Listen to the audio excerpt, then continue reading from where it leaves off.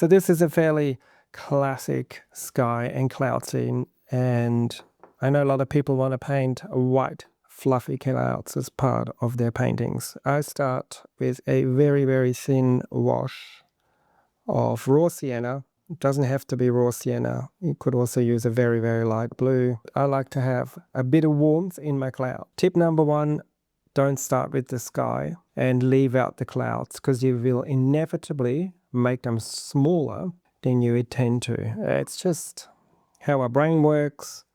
Before you know it, you have lots of blue sky and tiny little clouds.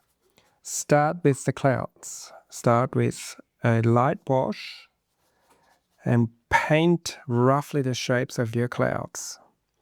It's also much nicer when your clouds aren't snow white on the white of the paper, but actually have a bit of warmth in them. The whitest parts of the cloud probably aren't completely white. But what we'll do is we'll leave some white edges. But this is a major cloud shape. Maybe I'll leave a gap here. Skies have to be quick. Tip number two, don't dilly-dally with skies.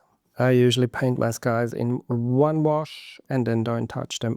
I've got a pretty dark blue here. I think it's an ultramarine blue. And now I'm just going to go and paint the sky around the clouds. Now here is the trick. You don't go all the way and touch your cloud, but you paint just around it. That gives you that nice crisp white edge. And only in some parts we'll touch it, which then gives us some soft edges. And now we're just going to fill in that space. Try and be a bit darker at the top and get a lighter as we go towards the horizon. So I'm leaving some edges white and some places I'll touch it. And this is how we slowly build up a lovely skyscape. Bit of pigment in there. Let's just get rid of that. And then maybe drop in a bit more blue. Okay, so there we go. And again, careful not to eat into your clouds too much. It's very tempting to start filling it all up with blue, and then you lose all of your wonderful cloud shape. That's looking okay. Then we've got a bit of blue in here. Some of it will be touching and softening. Actually not quite pleased with this shape, so I might just lift some of this out. Okay. And now we're going to have a bit more blue down here, and then the rest will be clean brush, take the water out, and then wipe away from the cloud just to soften some of those edges, and maybe even lift out a bit of the pigment. Always clean your brush in between applications like that. This will soften out your edges a little bit when they get too harsh. I'm going to add a little bit of red into this blue.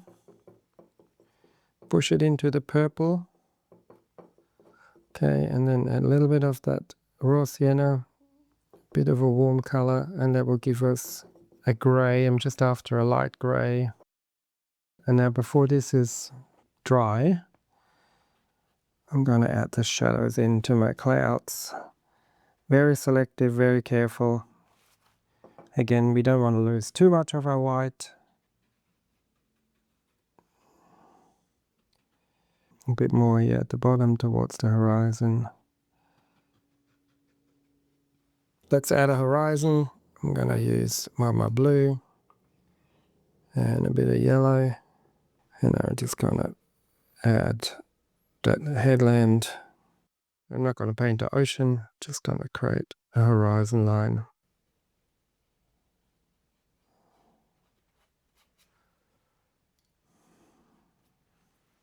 And now that it's dry, we can see how it's softened out. We got some hard edges, we got some soft edges, got some lovely shadows in here. And you can use this technique for any kind of clouds.